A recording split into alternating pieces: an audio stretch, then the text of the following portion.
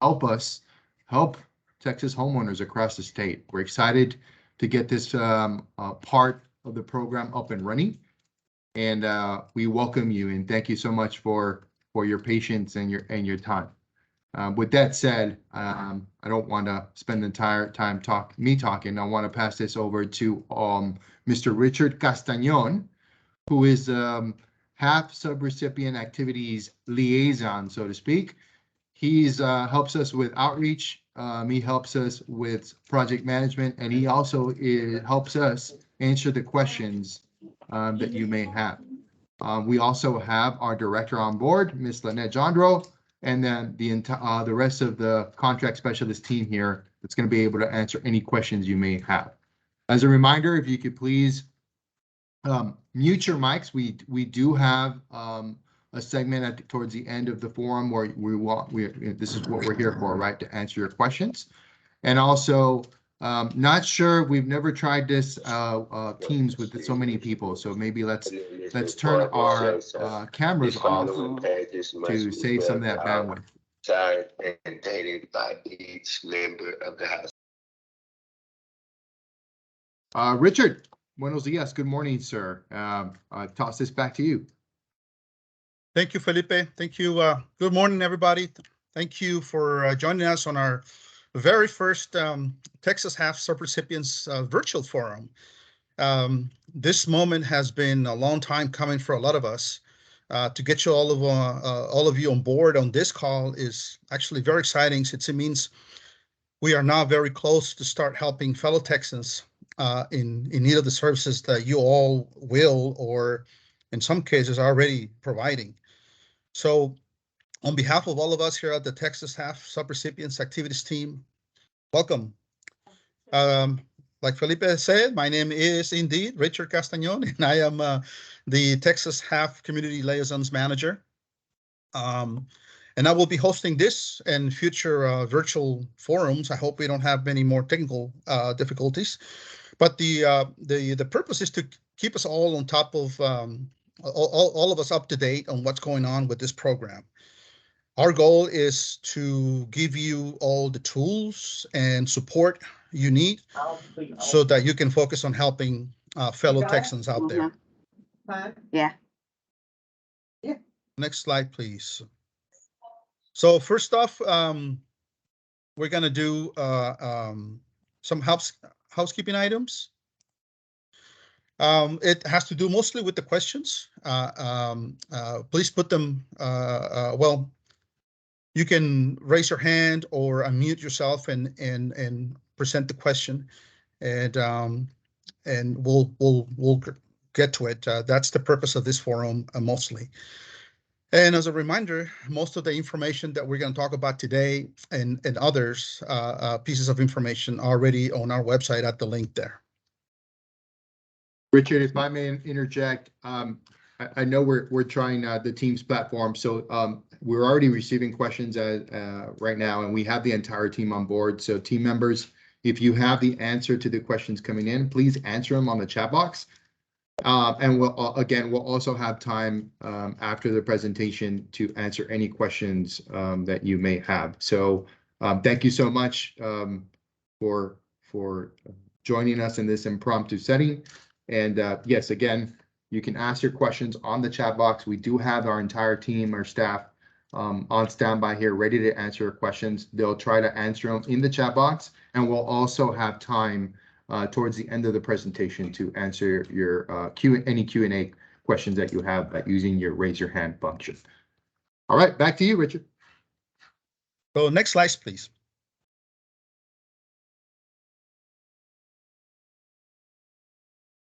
So we're gonna cover basically four major areas, covering important program updates, the contracts, and the HCS system, as well as program and training resources, and then at the end we'll jump into the Q&A section.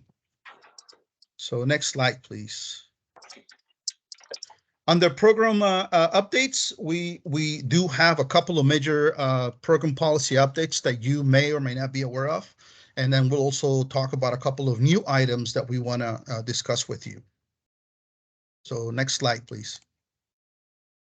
So the first major policy update is it's called the Future Mortgage Payments Program, which went into effect last September 29. So it's very new. On this program will help homeowners get caught up on their mortgage delinquency, and on top of that, it will also help them with up to 3 months in advance mortgage payments for those with debt-to-income ratios, including 0. Meaning a homeowner that has no reportable income, or it is between 31 and 55%, but they still cannot afford their mortgage payments. These additional 3 months should help the homeowner look for employment or find additional sources of income so that by the 4th month, they're in a better position and they're able to keep making their mortgage payments. And I want to highlight this program this way because people that get approved for these future mortgage payments programs are especially great candidates to be referred to housing counseling. So keep that in mind. Next, if you have your mic on, please mute it. So next slide, please. And so how do you sign up for the future mortgage payments program? If a homeowner has a pending application for mortgage assistance already, the program will confirm the homeowner's loan details and final eligibility with the loan servicer. If the application is approved, they will send a payment for all the past due mortgage payments, as well as the 3-month future monthly mortgage payments. They will let them know by email if they were approved or denied, and this assistance, including the 3 months, is still capped at an overall amount of $65,000. Next slide, please. The second program is the Utility Payments Program. This one also started on September 29. Eligible homeowners can get assistance with their past due utility bills up to 3 months as well. And they include electricity, natural gas, propane, water, and wastewater services. If they're approved, the payment will be sent directly to the utility vendors in the form of in a lump sum amount. To qualify, well, you have to still meet the original TXHAF program criteria, and they must have a past due bill, obviously, within the last 45 days. They must own the residence at the address listed on that bill. And the total amount of past due utility bills cannot exceed $10,000. How to apply? This is key. This is very important for all the intake specialists on the call right now. You must log in as a homeowner rep if it's a new applicant, or you're going to have to log in into the homeowner's existing account. You will navigate to the case page in the application portal, and then click the add utilities, and that's it. You will be considered. And again, the maximum amount under this program of $10,000 can still not be over $65,000 in overall assistance by the program. So those are the two major policy updates that we have to the program, and I'm sure you will have you'll be able to help a lot of people out there. The next issue has to do with workplace locations.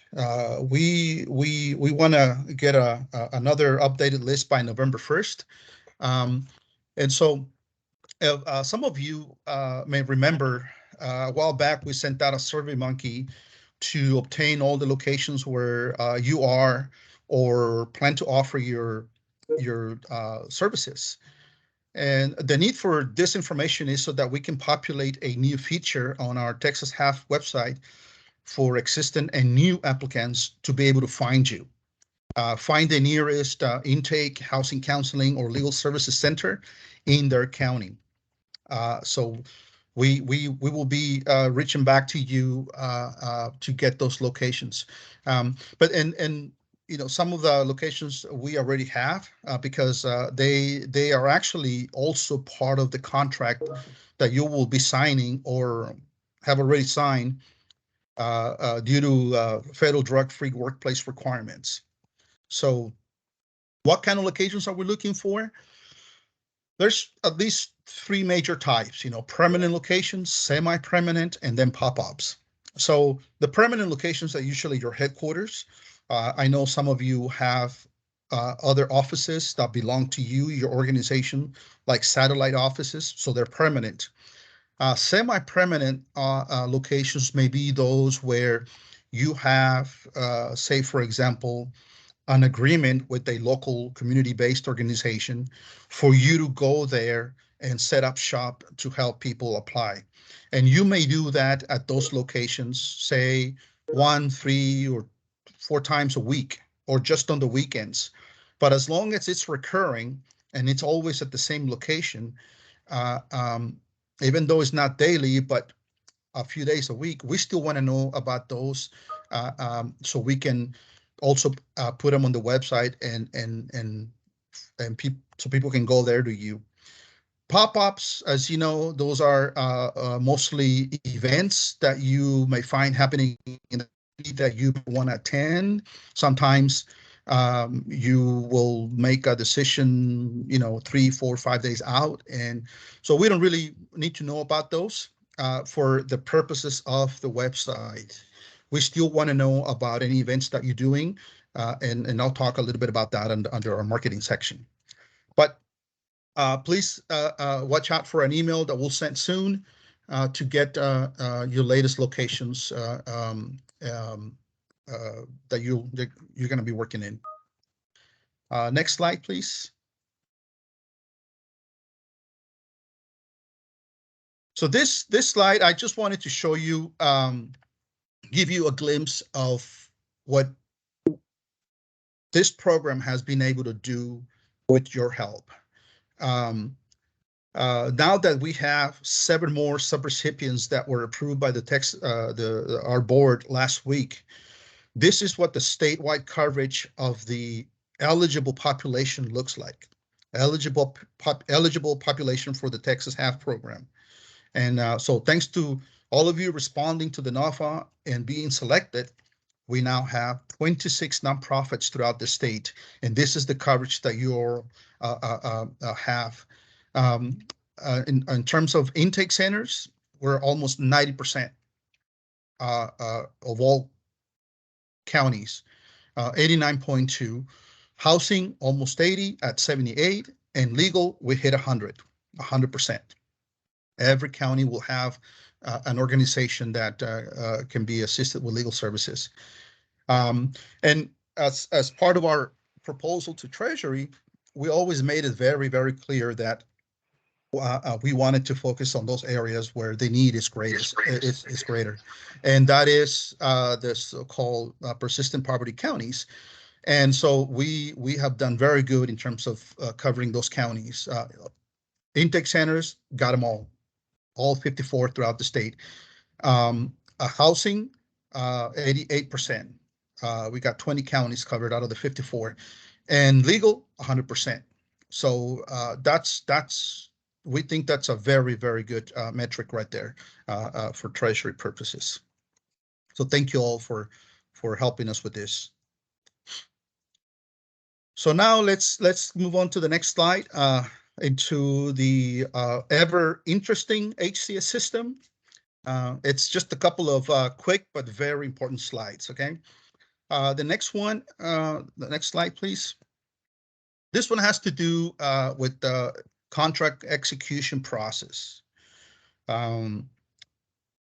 We know that more than half of the first round subrecipients already have their contracts executed, but for the others, this is generally the process it usually takes to get them executed. So when we get your proposal, you know, we now have 3 contract specialists that will prepare your contract. There is a new update on one of those budget sheets that we have been sending back for you to update it. And so that's the next step that happens. A lot of you have done it. And that's the update on the B1 budget sheet. Once we get that back and everything else that we need, we finalize the contract, and then we send it to you for your review. And then at that time, we'll go through some of the changes that you may need, any modifications that you like to do, any back and forth that is necessary. And once that's taken care of, then you agree to the contract and you sign it and you send it back to us. Upon receipt of the signed contract, then it is sent to our director, Subrecipient Activities Director, Lynette Jondro, for her final review before sending it to the Deputy Executive Director's office for final signature execution. So once it is signed there, we get it back, we send you a copy, and the date of contract execution becomes your first day, the date of your official start of operations. And that's a very important date for you all. Some of you get ready beforehand, but until your contract is executed, then you may begin operations. Next slide, please. The next slide, it's about HCS Access. And so these are the next steps that you need to take to gain access to the HCS system. The 3 important steps that the person designated within your organization that will manage the HCS system needs to follow in order to be able to request first and subsequent funding draws, as well as submit reports. So once your contract is executed and we send it back to you, then we send you an access request form that you sign and send back to your contract specialist. And then when it's time to do the first draw, there's really no reporting to do at that time, but just a draw request. You need to send your contract specialist an email specifying the amount and what it is for. And at that point, he or she will send you login information with a temporary password.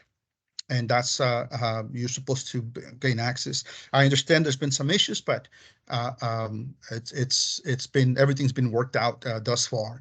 So at that point, once you change your password and you get into the system, you have access. And any further questions or issues, you may refer those to your contract specialist. Next slide, please. So on the next section, we're going to talk about program resources, mainly about marketing and outreach. I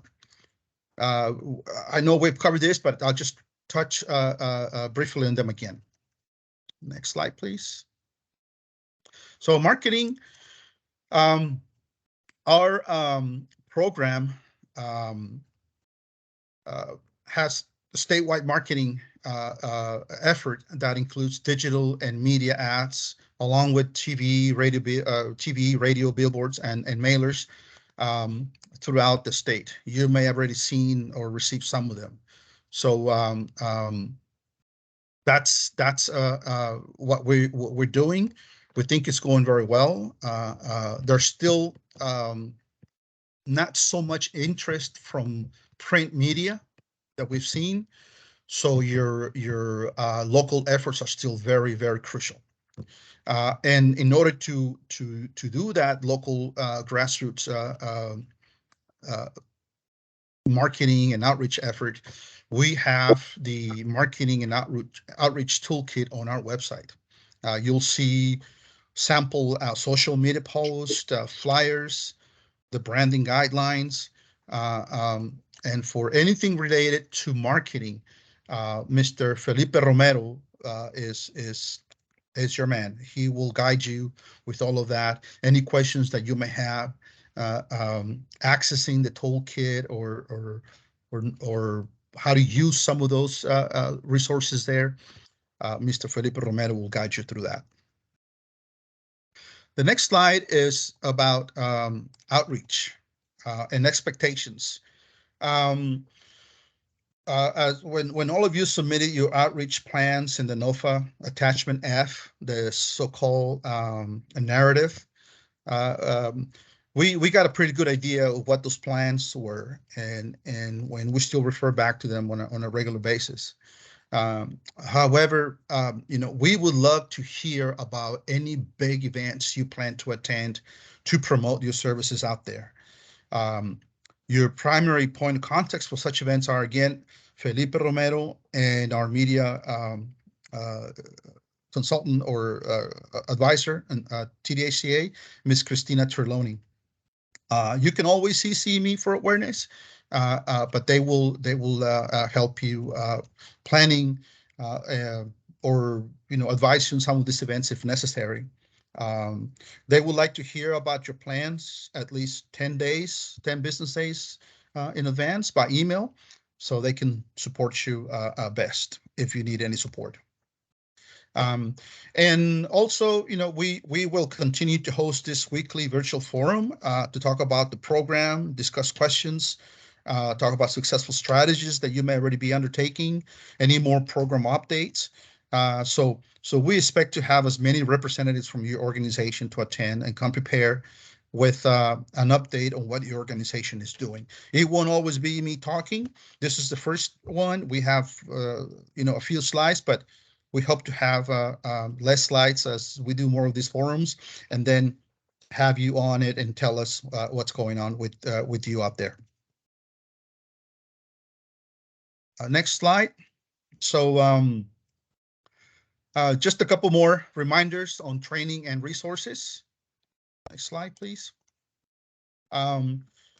You can find all these training resources and information such as FAQs, the virtual forum, dashboard, how to locate housing counselors and legal services, and as well as the onboarding manual at that website. It's our main page on our TDHCA website. All of that is there. Next slide, please. And to close, this is a list again of your primary contacts from our team on program administration questions. It'll be yours truly here. I get a lot of emails from you, and I appreciate that. And I will manage those that communication over to the appropriate person, or get the information from you, or respond directly. On reporting and contract, our director, Lynette Jondro, is always very helpful and very available. And she also has 3 contract specialists that you can also contact regarding your contract. And for media, as I mentioned, Ms. Christina Terloni, our media advisor at TDHCA, as well as Mr. Felipe Romero. And that's us, but anything that the applicant that you're assisting needs help with, these are the numbers for the call center, the general HCS email account, the number for if you suspect of any fraud, waste, or abuse, or any other general questions that don't relate to your program or contract or HCS. The same HCS program email account. So that's all I have. We are ready for your questions and discussions, and I see that some questions have been answered. So Felipe, Richard, you wanna let us know what's going on? Thank you. If I may interject, thank you again for speeding through this. I know we be cautious of everyone's time, and again, thank you everyone for joining us in this setting. I'd like to pass the mic also now to our Director of Subrecipient Activities, Ms. Lynette Jondro. Thank you so much. I just wanted to make sure everybody was aware that we are recording this and it's being transcribed. So before you answer any questions, I just wanted to make sure you were aware of that you will be recorded on this. We're doing this so that we can upload this on the website so that other people or you or your organization can refer to it later. So I wanted to make sure that was clear. Should have done that at the beginning, and I apologize for that. The other thing I wanted to clarify, one small thing, monthly reports are due every month, even if you do not have any activity. We have to have that for our report just to show a negative, to make sure it wasn't skipped over, it wasn't overlooked. So you can go in and just do 0, negative, even if the draw wasn't required. If you had an active contract in a month, you do need to provide a report. So I just want to make sure that everyone is aware of that. Okay, that is all I wanted to say. Thank you guys so much for attending, and we can go to the Q&A. Thank you, Lynette. And I also believe Mr. Haciel has an update for us as well.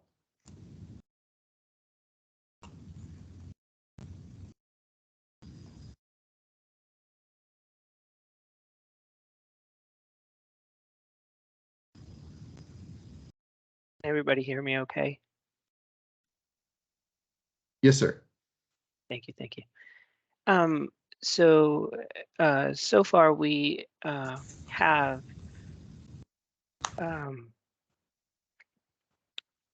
let's see, Mr. 1,000. Haciel Perez, can you before you start, can you give us an introduction, right, on for everyone who doesn't know you yet, sir?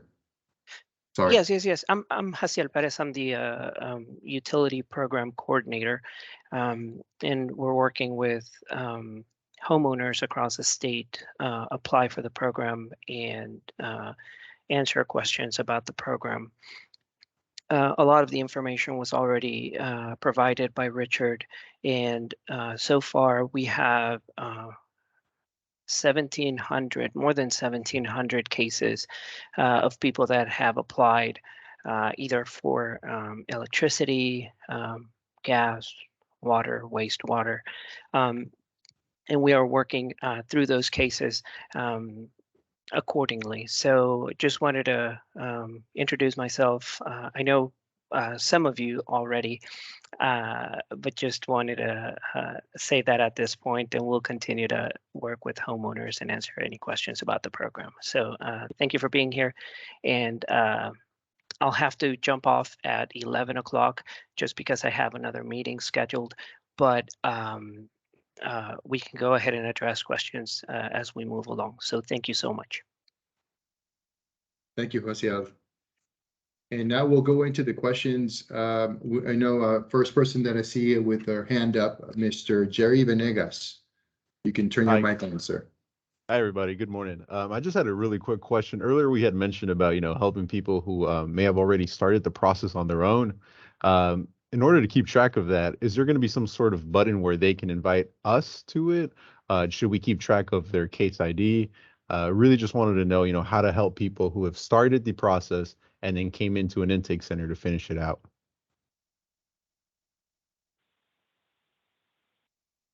I'll take that question, Felipe.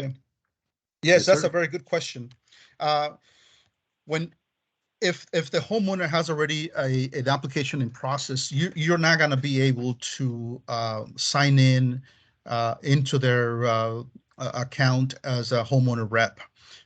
When you need to do that first and then start their application, and that's how you have access. But you can still assist them, and you can still keep all the information or get the information from them and report it as an applicant that you've assisted, and get all the information for your monthly reports.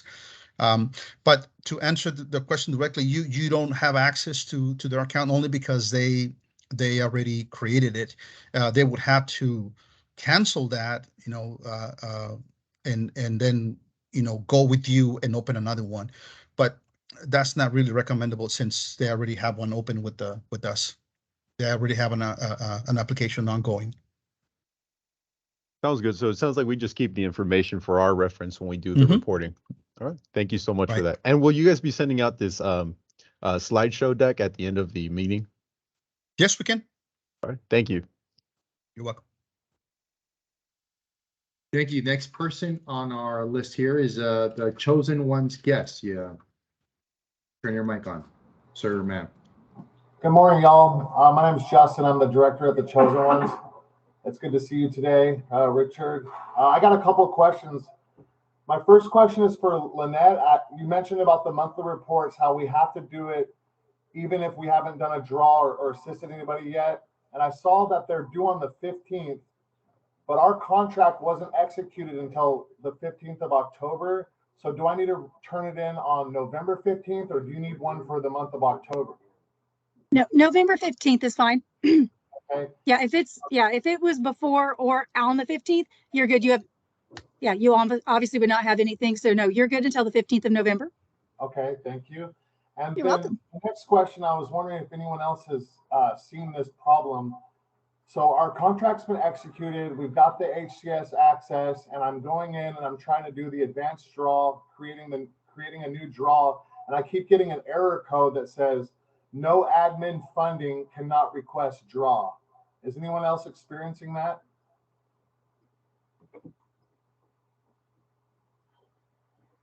Hey, Justin, this is Daniel.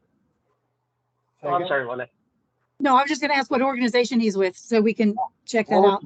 The chosen ones. Okay. And yeah, Manuel Garza, he's our contract specialist. He's been very helpful. He's been on top of everything, and I know we're all kind of figuring it out as we go. So it's nothing that our specialist hasn't tried to solve, but I was just wondering if anyone's experienced that error message yet. Mm-hmm.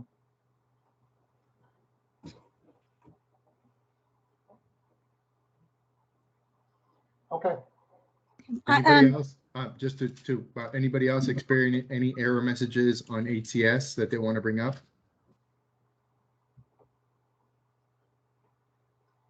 I will go ahead and get with the HCS developer and see if we can get that cleared up.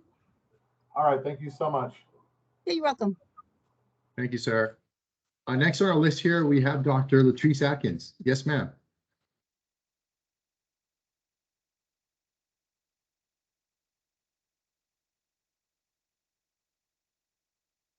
Good morning.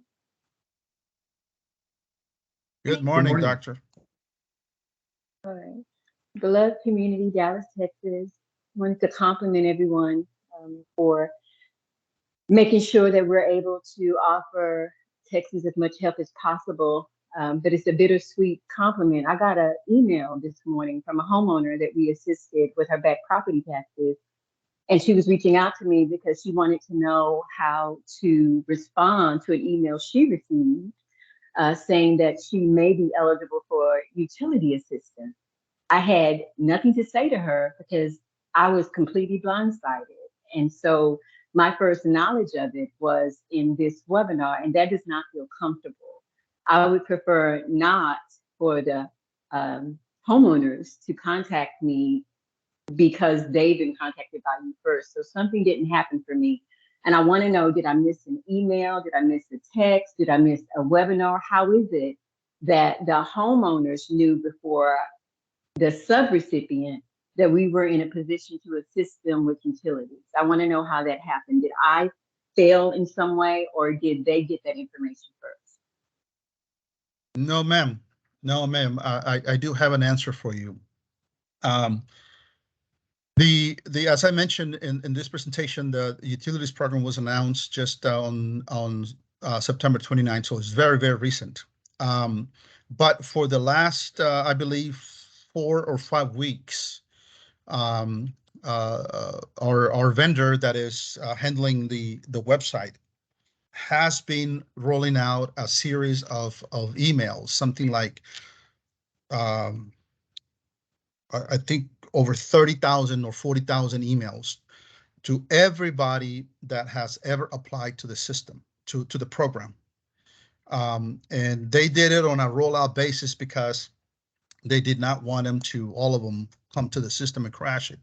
But for the last few weeks, they have been rolling out these emails to the people that have applied, are in the system right now, and even those that were denied, to let them know about the utilities program. So they have been getting these emails little by little, and I believe this is the last week that they roll out the last ones because there were just so many. And so we delayed the announcement of the official announcement of this program until I believe last Thursday or Friday, when there was a press release put out about it. And so that's why, we thought it was important to announce it to you all today. It's not something that you haven't done or that you missed. It's been rolled out quietly to all the people that have ever visited the system, to let them know about it. And that's why some of you did not know about it yet until it was made public late last week. Let me respond, and I'm only speaking for beloved community. Because during COVID, we have seen predatory people and opportunistic people mislead people, especially people from my community. It's important for me to stay in the loop, because I literally was like, because she forwarded me the email she received, and it looked authentic because it had your branding, it had your messaging. Then I followed up and I saw that it was real. But that puts me in a very precarious situation if you can't inform me, if not ahead of time, at least at the same time that you reach out to homeowners, so that I am in the best position to serve my community. I was not happy about that at all. I'm also somewhat discouraged by the level of technical difficulty that we're having. And I'm hoping that as we move forward, particularly as we get close to 2023, we get to the point that we're having flawless interfaces with all of you. I'm giving my heart to this, as I'm sure everyone on this line is, and on some level, sacrificially, right? And it does not land well that we're having this much difficulty this late in the game. Thank you. Thank you, ma'am. And I know that's what we're here for. That's what we're here for. We have been working with you for several weeks already, and any questions that you may have about any emails like that, you can reach me directly. I'm your guy.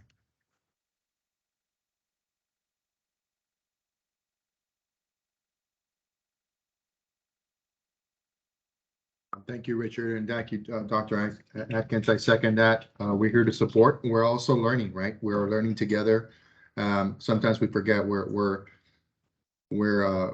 this program is new. It's never been done before. We're trying to roll this out as best as possible, but it is a learning moment for us. And yes, we will commit to do better in terms of getting our communications out in a timely fashion. Miss Nguyen, you're next. Mary Nguyen. Hi. Yes, if a homeowner end up using like their credit card or their draw on their 401k to pay their mortgage during the COVID situation, are they still able to apply, or will they be denied if they be able to kind of produce the documents that they had to put on a credit card for payment or draw on their 401k to make the payment? Hi, Ms. Nguyen, this is Michelle Straley. Unfortunately, if they do end up doing that, we cannot reimburse the homeowner themselves. We will not be making any payments directly to the homeowner. Okay. Thank you. Miss Belinda Lacey, good morning. Good morning. Thank you so much for doing this. Because I think a lot of us have a lot of questions, but I have a couple of questions. My first one is, as a program manager, will I have access to my caseworkers' applications in the Mortgage Relief app? Because if I have a staff member who leaves or needs me to review an application, I'm just wondering how I could get access to that. I'll take that one, Felipe. Thank you, Belinda. The answer is there's no ability for you to access their accounts because they have access to the system themselves directly, and so and I know this is another question that was posed by another organization related to how to collect the data that is needed from all the applications that you've assisted with for the monthly report, correct? Yes. Yeah, so there is really no easy way. I've talked to a couple of organizations that already have submitted their first reports, and we check with our vendor, and there's no ability. Who's thank you. There's no way to give you access to their accounts because everybody is individual. But the organizations that I've talked to have developed a pretty creative way to collect, I think it's about 26 data points for that report, by sharing the actual report form, which is an Excel sheet, on a shared drive in your organization, and update it basically on a daily basis from each of the applications that you are assisting at the time of submission. So that way it's like keeping your own live log of the applications that you're submitting on behalf of clients or applicants, and then at the end of the month is the report is already populated pretty much. But that's what they're doing, and I see one of those organizations. I think Miguel, you wanna expand on that a little bit? I see you're making a suggestion. Yeah, I was just commenting on the issue that on the utilities, and I was just gonna say that on Ayuda, we're here on San Elizario, and we cover 4 counties. What we have done is we keep up checking the U.S. Treasury website and also the HAF homeowners assistance fund website on a daily basis to keep up with the new changes on this program. Not just waiting for you to tell us. It's also our responsibility to do it. It's a burden of responsibility between the state and us. It's not only up to you guys. So on our side, this is how it has worked. And I just put in this comment for all the intakers so they can duplicate what we have done, and that it has worked for us. Thank you, Richard. Thank you, Miguel. Thank you for that. I'm sorry. Thank you for that. And that is a really good that's a really good thing that I think we'll be able to implement. My second question, if I might, is Sure. because talking about the eligibility, when you're discussing the cost of living, what and that that is excluded, so it's not considered one of the benchmarks for determining eligibility is for COVID-19. Can you provide us with examples of what you guys consider a material increase in living expenses?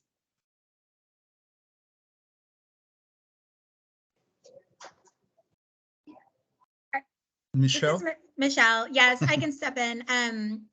So some items as far as living expenses that are recognized as being increased. Some of them, of course, if kids were home or grandkids came home that were staying with grandparents, of course the utilities probably went up. The items like that. I'm trying to think of some else. But those are of course the commonly known, like any type of medical bills that have gone up went up due to COVID.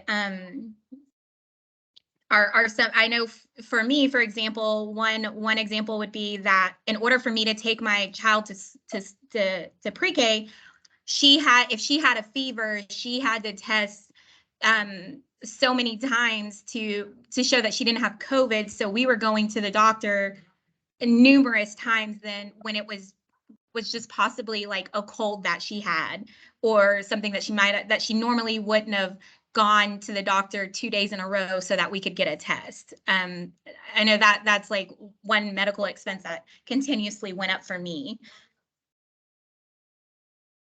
And did I answer your question? Yes, yes.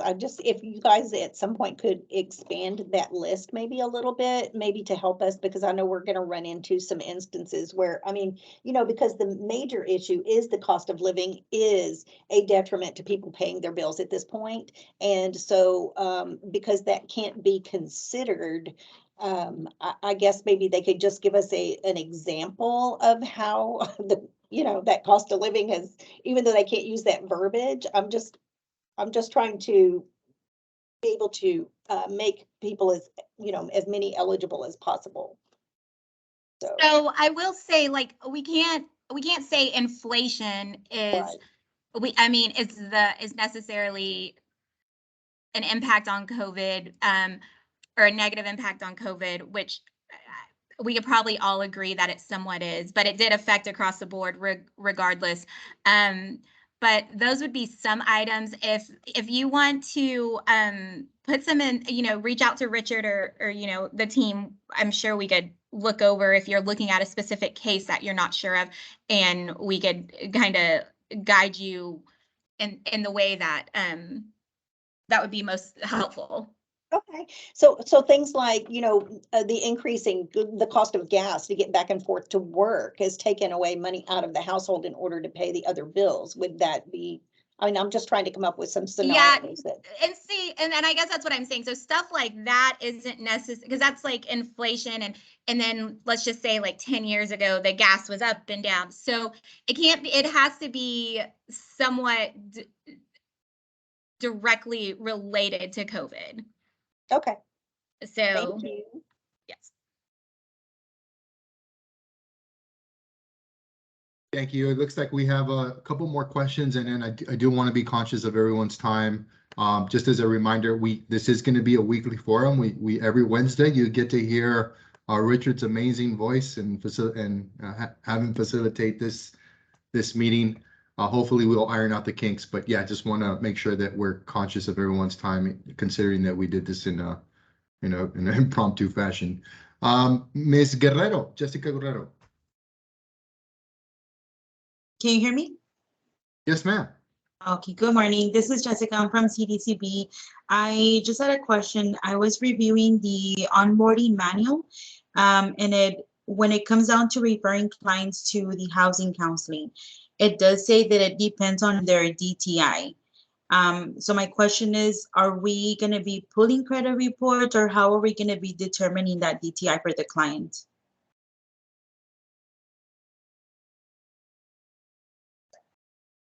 You can still refer them. You can still refer them, especially if they have been denied by the program. The housing counseling and legal services will help folks that are experiencing housing stability, whether they apply to the program or not. So they can still be referred for housing counseling. Okay, so I'm so sorry. Just to follow up on that, we the program itself does the DTI, not you. We're not asking you to pull credit reports. You're not calculating the DTI. The program, when they submit their application, we do that internally. Oh, I see. Okay, and the reason I was asking is I was looking on the supplemental reporting. I think it does ask for the DTI, so we just leave that one blank.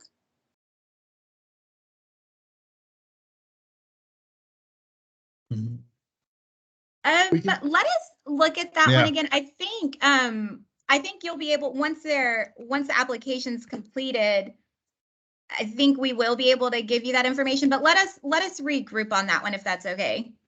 Okay, thank you.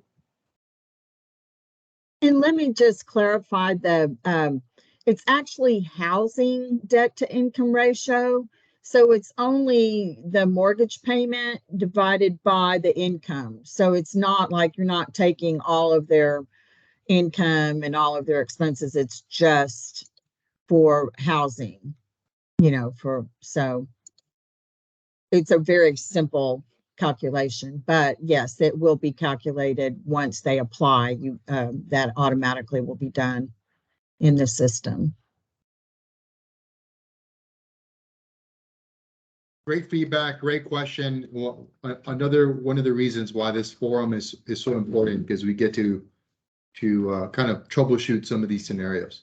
Thank you. Last question from Mr. Venegas, Jerry Venegas. How's it going, everybody? So I just wanted to follow up on Ms. Belinda Lacey's question with regards to like, you know, rising cost of living. So with things like utility bills, you know, things that we had discussed, are we gonna have to submit every single one of those things, or is there gonna be an option for self-certification?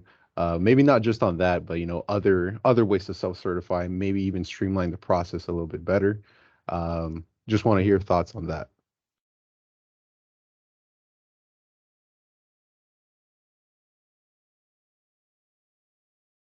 Ciel, our utilities program coordinator, is already signed off, but we can definitely get back with you on that, Jerry, or unless. No, I think that's Michelle? a great question. It's something that we can troubleshoot and kind of talk through. Happy to circle back that question in terms of kind of seeing how we can streamline the process and see what are different forms of proof that you can submit.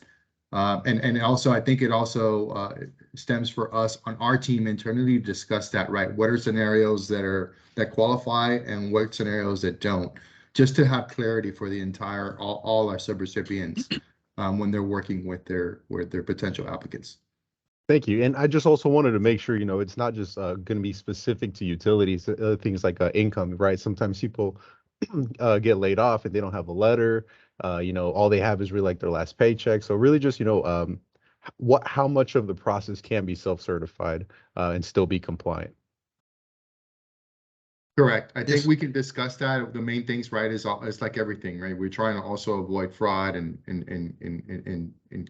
any concerns that raise like red flags. So I think there's something that we can find a happy medium where maybe, yes, if they don't get a letter from a formal letter from the company that they work for, but maybe they submitted an application to the Texas Workforce Commission for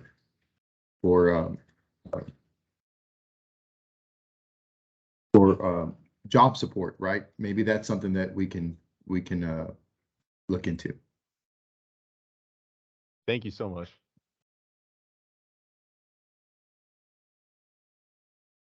All right, I do want to wrap this up in terms of just to be cautious of everyone's time. Thank you so much for joining us. Again, this could be weekly. Every week, meet with your team, get these questions in writing, and we're happy to discuss these every Wednesday. Happy to get this going. Thank you so much for your patience and dealing with technology today. But look forward to seeing you all next week, and have a great day. Thank you, everybody. We'll see you next week. We hope we don't have that many technical issues next time. Have a great week. Bye-bye. Bye-bye.